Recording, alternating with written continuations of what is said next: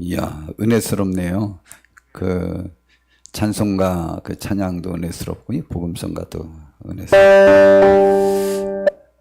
어제 제가 이 설교를 준비하면서 많이 울었습니다.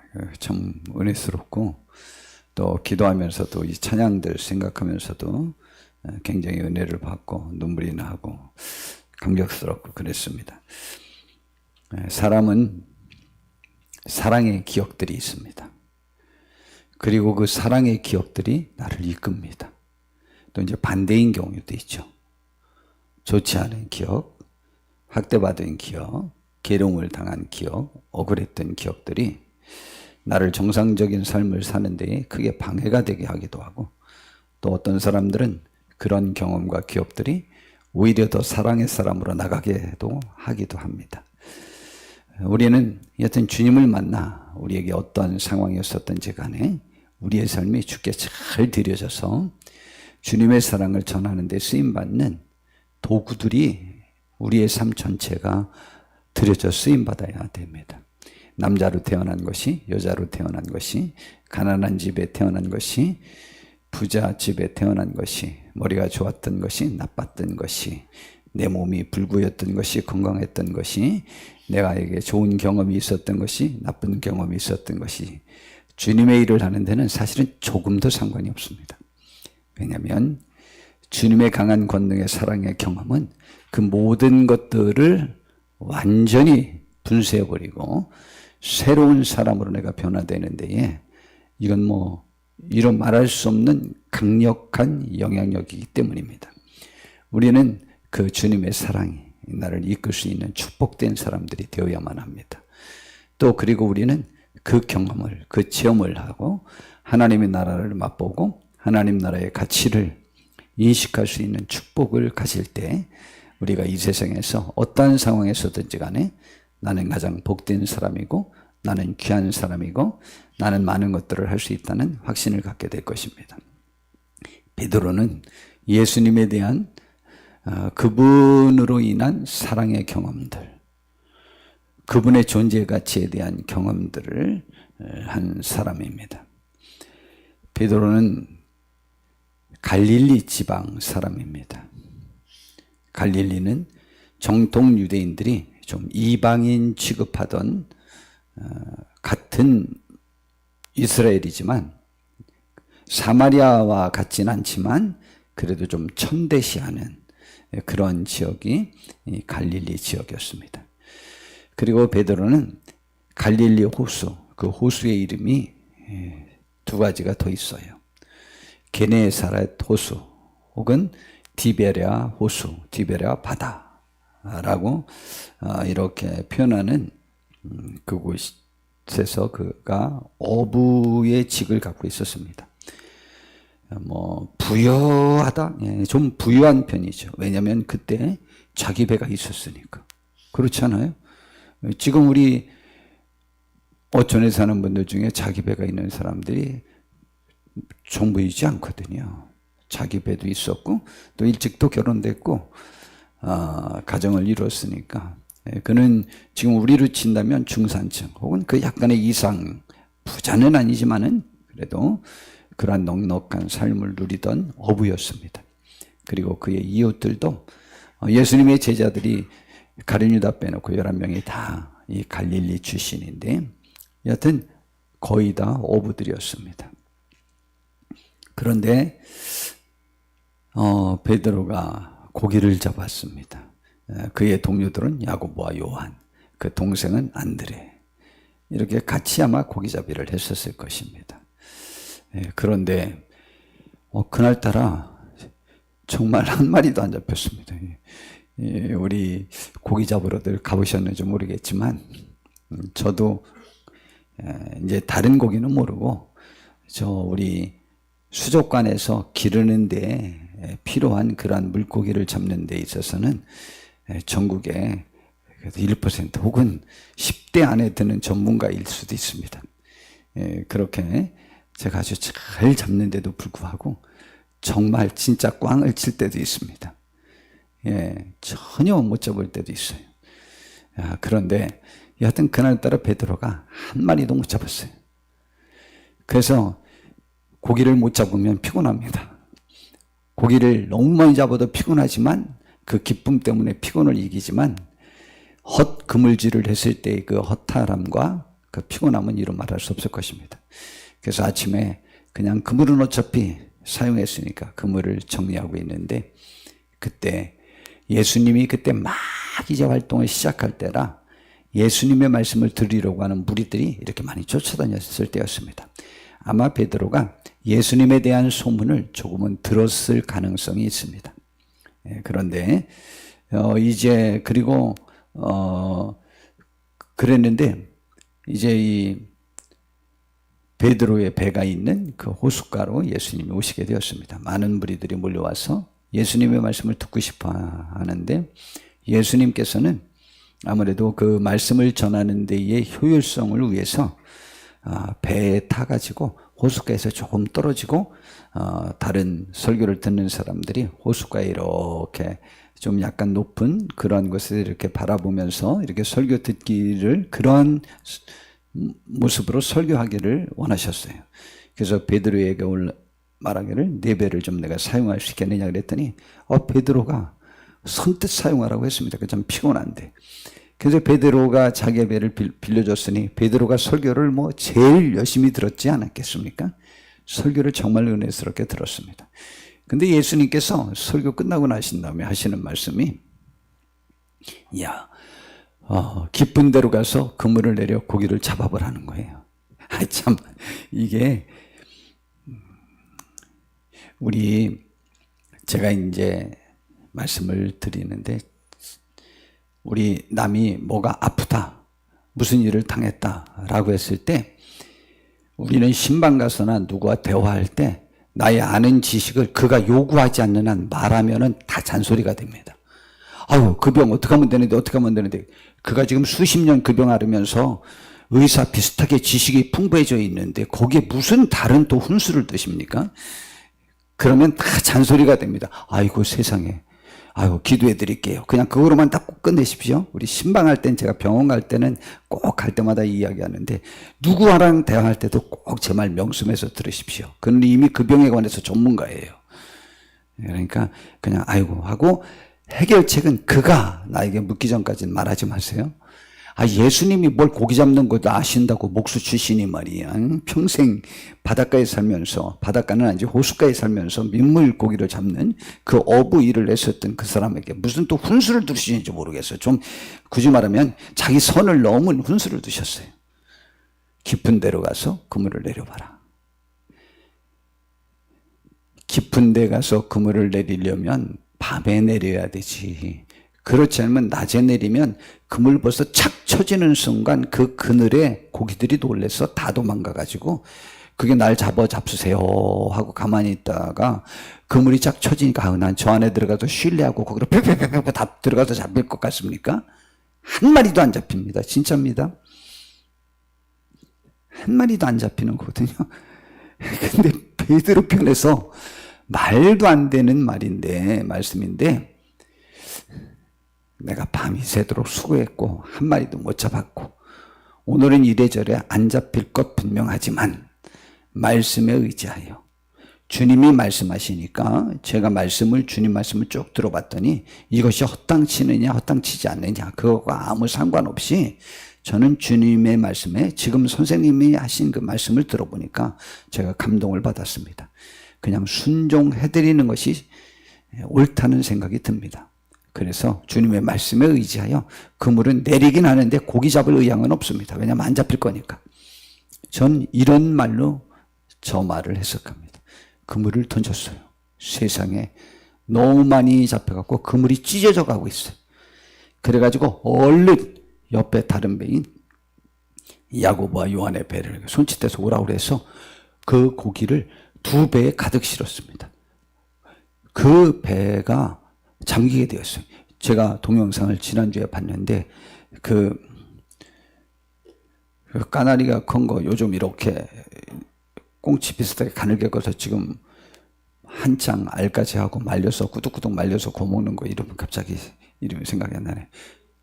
도루묵 말고 더 기른 거 가늘은 거 그게 뭐라 그러더라. 예? 조금 전에 뭐 말씀하신 것 같은데, 근데 그게 너무 많이 잡히면 그물을 만약 5개를 쳐놨다, 2개나 3개만 먼저 걷고 그 다음에 와서 또 간다는 거예요. 왜 한꺼번에 못 걷냐 그랬더니 그럼 배가 가라앉는데요. 배도 가라앉기도 하는구나. 많이 싫으면. 저 그때 생각해, 배가 잘 가라앉는 게 아니거든요. 그런데 이야, 배가 잠기게 되었대요. 얼마나 많이 잡혔겠습니까? 아마 베드로 어부 생활 역사상 최고 많이 잡혔고, 베드로가 볼 때 저건 불가능한 거예요. 사람의 일로는 불가능한 거예요. 그래서 나왔습니다. 나왔는데 그때 그 배를 끌고 나오자마자 바로 예수님에게 무릎을 꿇었어요. 그리고 주여. 그전에는 선생님이었겠지만 이제 주여예요. 주여. 주여. 내가 죄인입니다. 나를 떠나소서.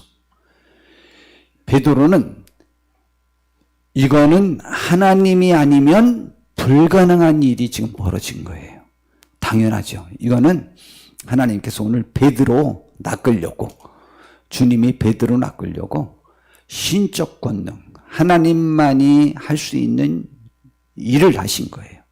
그래서 고기들을 거기 딱 준비하고 있다가 베드로가 그물을 치면 2배가 잠길 만큼 거기로 뛰어 들어가라고, 쳐들어가라고 지금 준비하고 있었어요. 그래서 전부 쳐들어가서 잡힌 거지 그물 내려서 잡힌 게 아니에요. 물론 그물을 내려야 잡히지, 걷어 들일 수 있으니까. 물론 이제 그 호수에서 툭 튀어가지고 배로 들어올 수도 있겠지만, 좌우지간 베드로 편에서는 예수님이 하나님처럼 보인 거예요. 그래서 나는 죄인입니다. 베드로가 죄 많이 졌겠죠. 그렇지, 어부 생활하면서. 한국 사람들이 좀 거칠다면서요. 그래서 옛날에 우리 조폭 영화 나오면 목포, 용팔이 이런 거 많이 나옵니다. 예, 한국 사람들이 좀 약간 거친 특질도 있거든요. 그래서 거칠게 죄를 많이 졌나 보다? 아니요. 제가 단연코 말씀드리는데 베드로가 정상 이상으로 정의로운 사람입니다. 그리고 그런 죄를 말하는 게 아닙니다. 저것은 거룩한 하나님을 봤을 때 이 세상에서 제일 죄 안 지은 사람도 그분 앞에 죄인됨에 느끼는 그러한 어무야심을 느껴서 내가 죄인입니다 한 거예요. 그런데 그러한 신께서 저의 연약함, 구약 성경에는 하나님을 보면 다 죽는다고 그랬잖아요. 왜? 사람이 하나님을 보면 죽는다고 그랬어요. 왜냐하면 그분이 거룩하기 때문이에요. 능력이 있어서가 아니에요. 거룩하기 때문에. 죄가 너무 차이 나도 죽는다고 성경은 말하고 있는 거니까. 그러한 지금 공포감과 두려움이 생긴 거예요. 내가 사람으로서 하나님을 배웠다. 그래서 이사야 선지자가 성전에서 환상 중에 하나님을 배웠을 때 화로다. 나는 죽었다. 나는 화로다. 내가 죄인된 입장에서 하나님을 배웠다. 라고 이렇게 말하잖아요. 자, 그런데 지금 그러한 인식을 느낀 겁니다. 그런데 주님께서 죽이지 않으셨어요. 베드로를. 그리고 그 놀란 이유가 이 고기 잡힌 그 일이 자기에게 큰 놀라운 일이었기 때문에 그랬다는 거죠. 그리고 세베대의 아들로서 시몬의 동업자인 야고보와 요한도 놀랐어요. 그래서 한꺼번에 이제 다 부름받게 되죠. 놀랐어요. 그런데 예수님에게 말씀하셨어요. 시몬이 이제 본래 이름이거든요. 시몬아, 무서워하지 말라. 이제 후로는 내가 사람을 취하리라. 마태복음에서는 사람을 낚는 어부가 될 것이다. 라고 말했습니다. 참 감사하죠.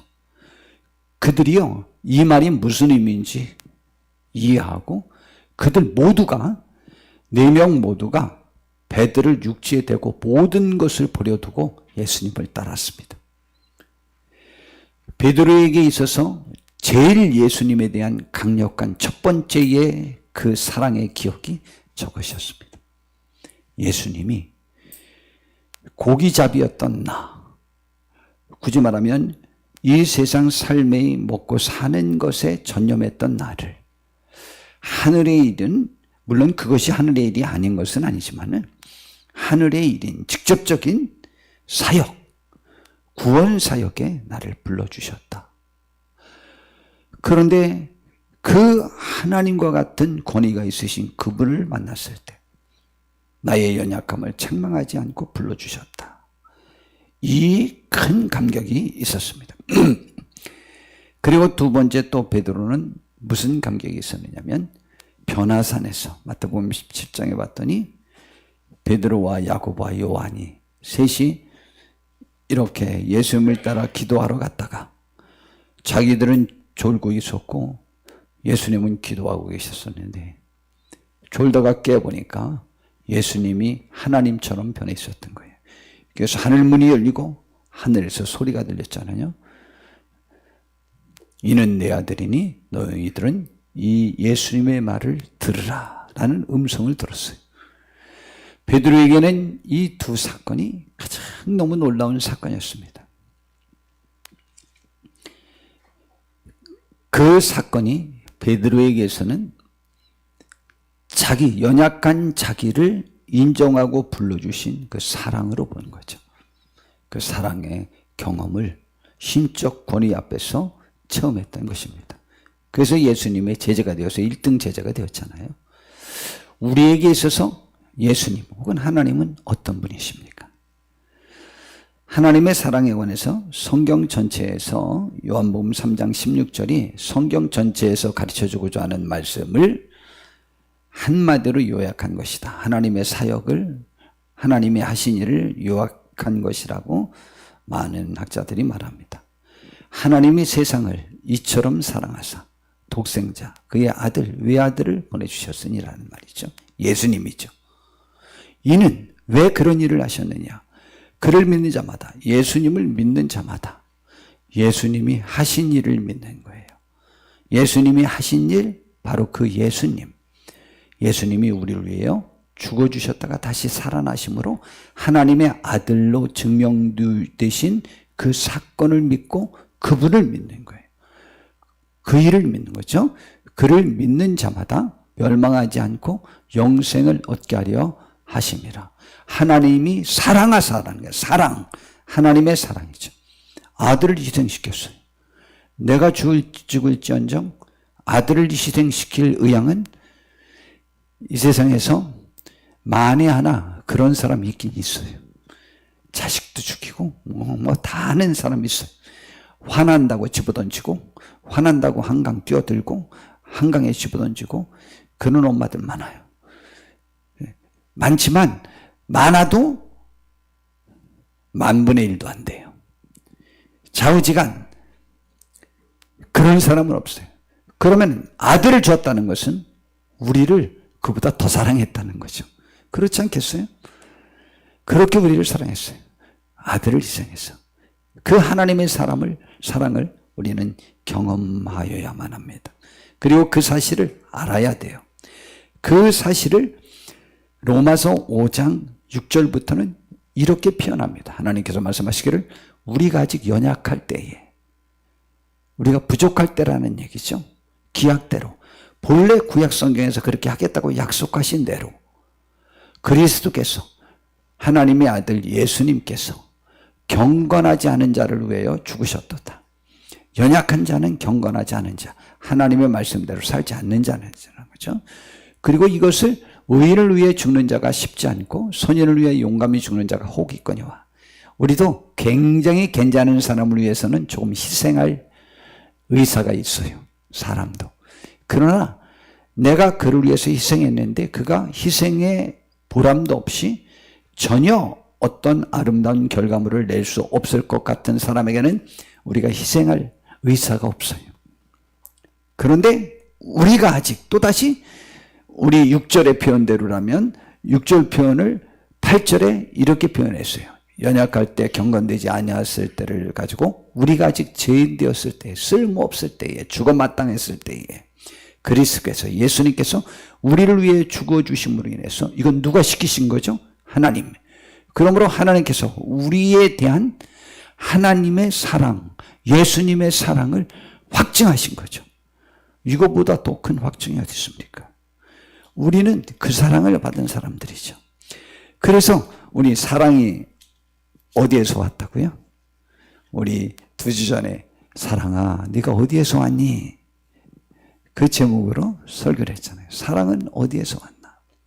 사랑하는 자들아. 저는 진짜 매번 저 표현이 그렇게 좋아요. 사랑하는 자들아. 그렇게 시작하는 사도 요한의 설교죠. 에베소 교회 모든 그 설교인데 사랑하는 자들아. 우리가 서로 사랑하자. 사랑은 하나님께 속한 자것이니 사랑은 하나님께 속한 거예요. 사랑하는 자들은 하나님께 속한 거예요. 사랑 자체가 하나님께 속한 거예요. 사랑하면 하나님 거예요. 하나님께 속한 것이 사랑하는 자마다 하나님께로부터 나서 하나님을 알고, 그럼 사랑 못하는 사람은, 사랑하지 아니하는 자는 하나님을 알지도 못해요. 실제로 진짜 사랑의 마음으로 하나님을 이해하는 거지, 사랑의 마음이 없으면 하나님을 잘 몰라요. 이유는 뭐냐? 이는 하나님이 사랑 자체이기 때문이다 라고 이렇게 말씀하셨습니다. 그래서 사랑이 어디에 있냐? 그 하나님에게 있는 거죠. 하나님의 사랑이 우리에게 이렇게 나타난 바 되었으니 하나님이 자기를 독생자를 세상에 보내시면 그로 말미암아 우리를 살리려 하심이라. 하나님이 구체적으로 사랑을 어떻게 표현했냐? 예수님이 우리를 위해 죽도록 보낸 그 사랑. 그래서 사랑이 어디 있느냐? 여기 있죠. 하나님에게 사랑이 있는 거예요. 여러분, 이 세상에 많은 사람은요, 사랑이 없어서 인생의 갈등, 갈증, 고통을 누리는 거예요. 사랑은 너무 많은 것들을 회복할 수 있습니다. 사랑은 질병도 이기고, 사랑은 가난도 이기고, 사랑은 실패도 이기고 내가 일어날 수 있습니다. 여러분, 사랑은 모든 것을 이길 힘이 있고, 사랑은 받는 사람에게 저런 일이 벌어지지만 사랑을 행하는 사람은 희생이지만 그는 더 빛납니다. 정말입니다.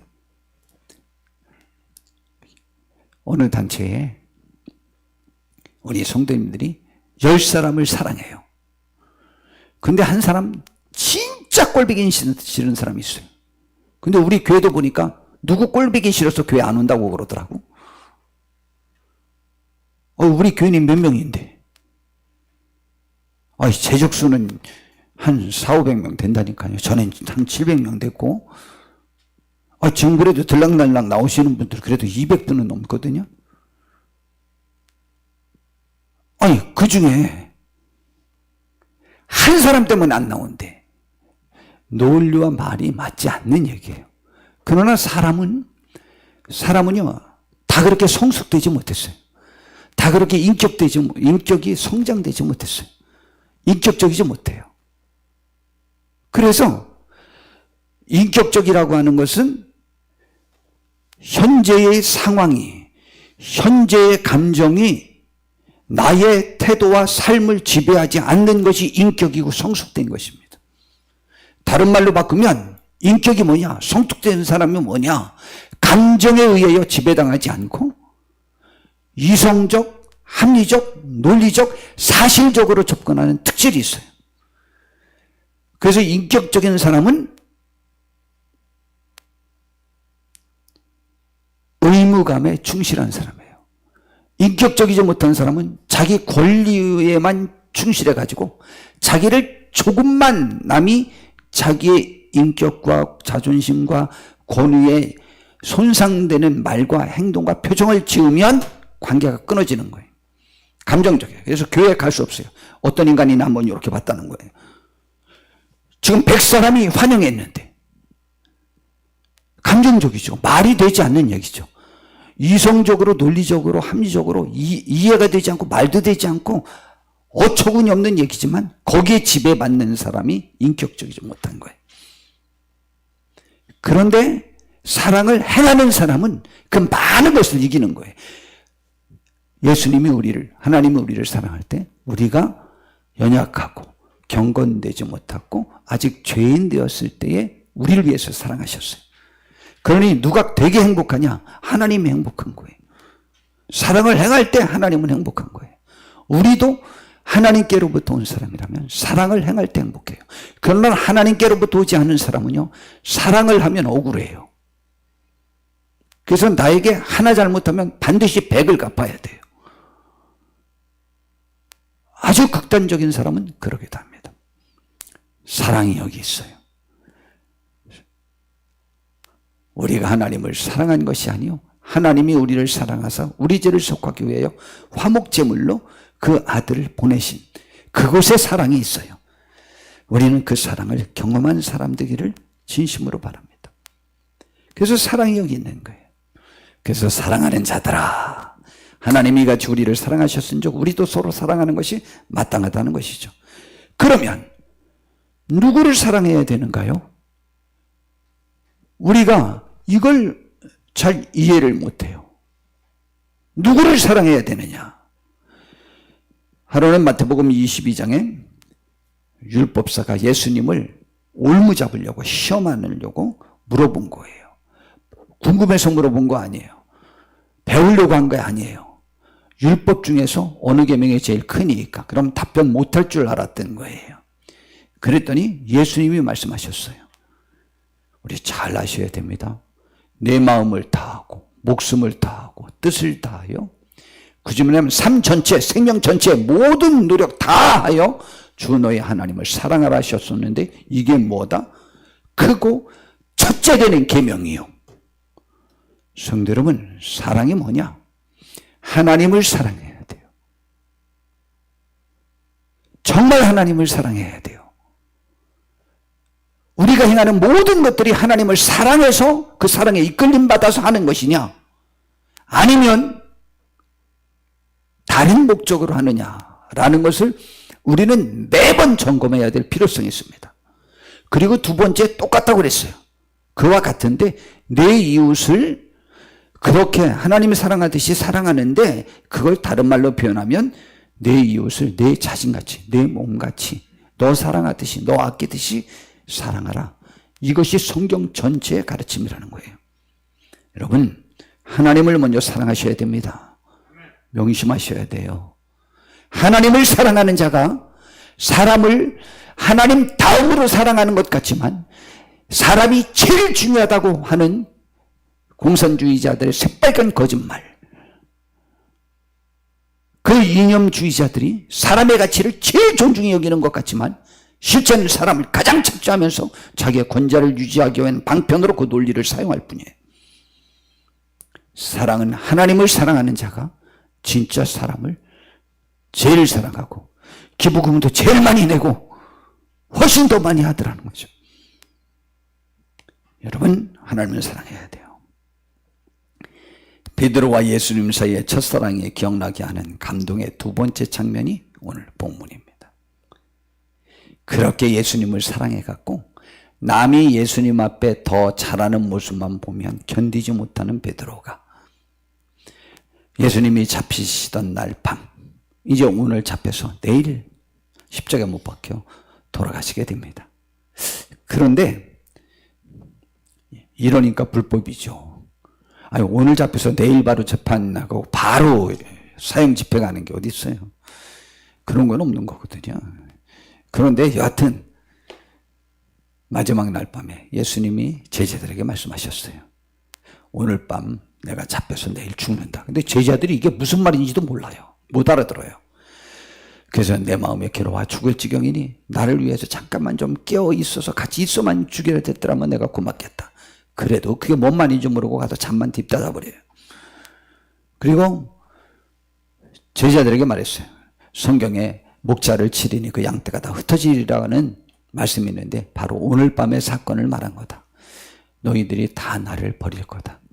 그랬더니 예수님, 베드로를 필두로 해서 우리는 감옥에라도 혹은 죽는 데 갈지라도 절대 주님을 배신하지 않겠다고 제자들도 다 그렇게 하겠다고 그랬어요. 예수님이 말씀하셨어요. 베드로야, 오늘 새벽닭이 울기 전에 내가 나를 세 번 모른다고 부인할 거다. 절대 그런 일이 없을 것이라고 말했어요. 어쨌거나 예수님은 뭐 그렇게 믿지 않았죠. 근데 정말 베드로가 어처구니 없이 부인할래 부인한 건 아니고 마음이 없이 상황이 그렇게 돼서 3번 부인을 했는데 딱 예수님을 모른다고 말하는 그 순간 새벽닭이 울어버렸어요. 베드로가 밖에 나가 통곡하고 울었습니다. 얼마나 슬펐을까.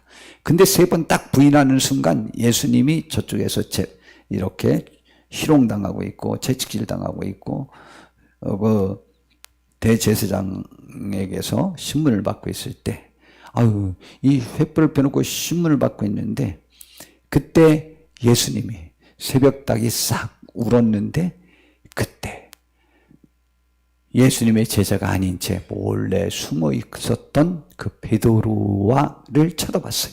신기하죠. 그리고 눈이 마주쳤어요. 와, 제가 성경 읽다 최초로 눈물을 흘린 장면인데 와, 그때의 서로의 눈빛이 어땠을까. 베드로는 죽을 지경이었었고 예수님은 그 심정을 아시니까 베드로야 내가 내 마음 안다. 그리고 아주 측은한 마음으로 안타까운 마음으로 절대 멸시하는 눈빛으로 쳐다보지는 않으셨을 거예요. 저는 확신합니다. 그 예수님의 눈빛을 저는 확신합니다. 통곡을 했어요. 예수님이 죽으셨어요, 정말. 근데 또 말씀하신 대로 살아나셨어요. 그래서 제자들에게 이미 2번이나 나타났어요. 그런데도 베드로는 회복이 안 되는 거예요. 다 아는데 회복이 안 돼, 회복이. 그래서 방황하던 차에 제자들에게 야, 나 고기나 좀 잡으러 갈란다. 동료들에게 말했더니 우리도 같이 가자 그래가지고 베드로 포함 7명이 3년 전에 버려뒀던 그 배를 다시 해가지고 고기를 잡으러 갔습니다. 그날따라 또 한 마리도 안 잡히네. 새벽녘이 되었습니다. 주님이 그 고기잡이 하는 7명이 탄 배에 왔습니다. 아까 그 주님 아시나이다 할 때 그 배에 예수님이 앉아서 가르치더라고요. 그래서 거기 사람 세봤어요. 그랬더니 예수님 이외에 7명을 그려놓더라고요. 예수님이 7명 제자 태우고 그 디베레 바다에서 호수에서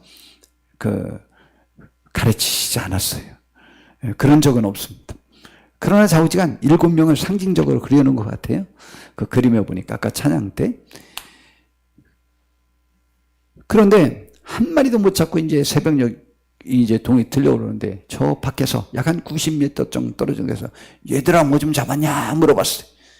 예수님이 이렇게 조용하셨을 거라고 생각하시면 안 돼요. 막 우렁차게 했을 거예요. 얘들아 뭐 좀 잡았냐? 한 90m 떨어졌으니까. 그랬더니 막 견대가 없으니까 소리가 전달됐겠죠. 하나도 못 잡았습니다. 그러냐 배 오른편에 한번 그물 더 내려봐 그랬어요. 그래도 내렸는데 생각 없이 내렸는데 이것도 그물이 찢어질 정도로 잡혔네. 사도요한이 말했습니다. 예수님이다. 그랬더니 옷 벗고 고기잡이하고 있었던 베드로가 그냥 야 너희들이 고기 정리해. 그러면서 옷 입고 헤엄쳐서 나왔어요. 이 극성. 나머지 제자들이 배를 갖고 왔어요. 와보니까 숯불이 피어져 있고 그리고 거기에 떡과 물고기가 있었습니다. 예수님이 말씀하셨어요. 야, 너희들이 잡은 생선도 좀 갖고 와라. 그래서 그것까지 구워가지고 제자들에게 전부 나눠줘서 아침 식사를 마쳤습니다. 너무 좋죠? 이 모습. 우리 육신의 피곤함을 외면하지 않으십니다.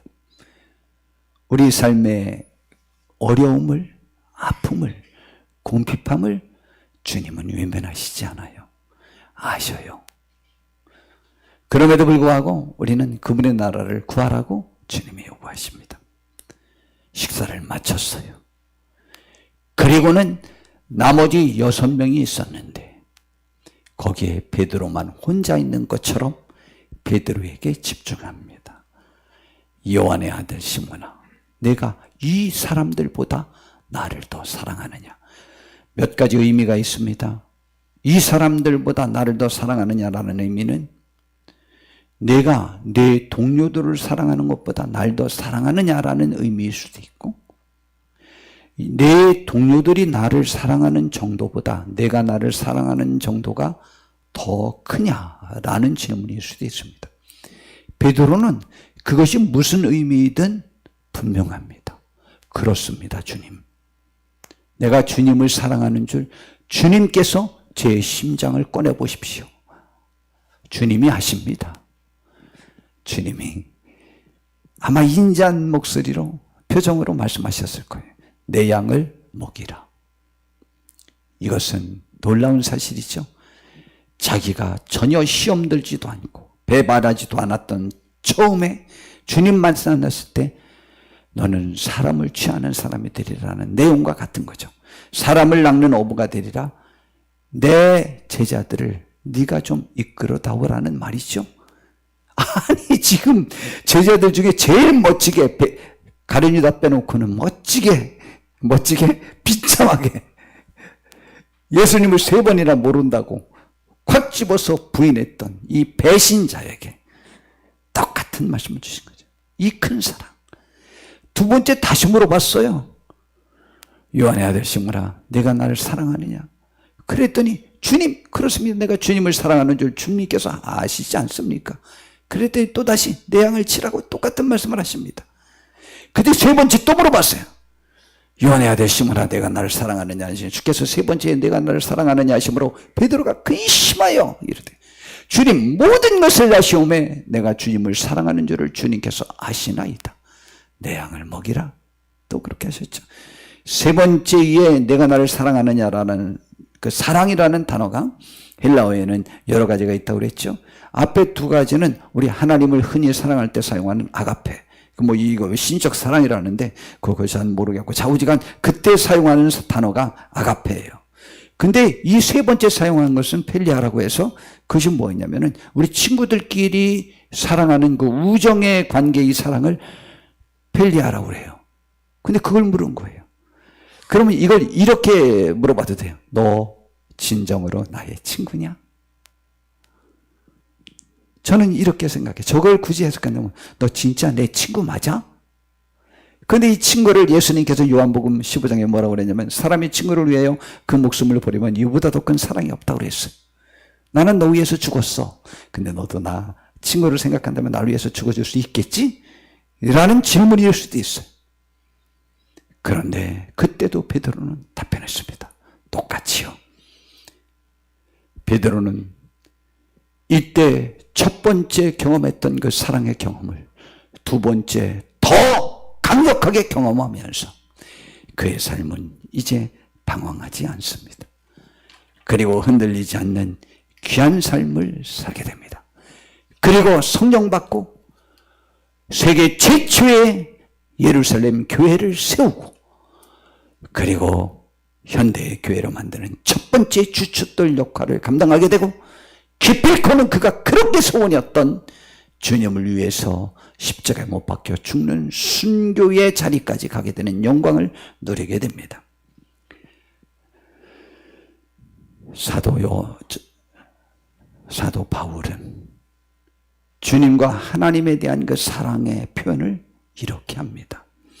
고린도후서 5장 14절에 그리스도의 사랑이 우리를 강권하시는도다 라고 했어요. 그리스도의 사랑이 나와 여러분을 이끌지 않느냐. 그리스도의 사랑에 이끌림을 받는 우리가 되기를 바랍니다.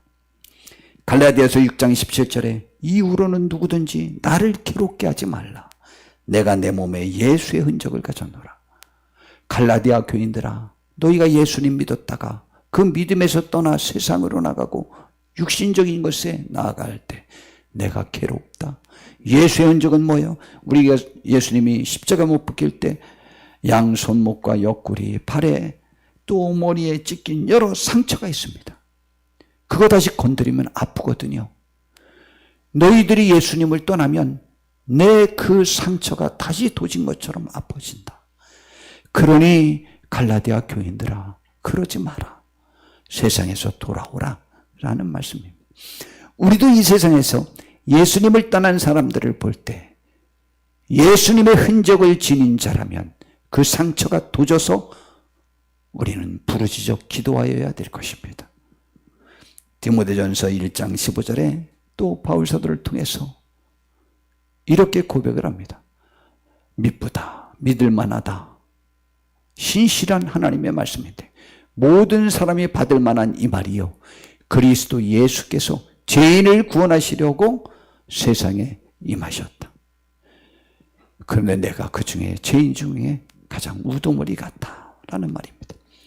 우리도 이 사랑의 이끌림을 받는 복된 사람들 되기를 바라고, 우리가 잠잘 때나 행할 때나 고통받을 때나 기쁠 때나 그 사랑이 나를 이끌 수 있는 복된 우리 모두가 되기를 진심으로 바랍니다. 그 사랑이 우리를 승리로 이끌 것입니다. 그 사랑을 경험하는 우리가 되기를 바라고, 그 경험이 우리를 이끄는 원동력이기를 진심으로 바랍니다. 기도하겠습니다. 주님, 우리가 주님의 사랑에 이끌림 받아 주께 영광 돌리는 복된 사람들 되게 해 주시옵소서. 예수님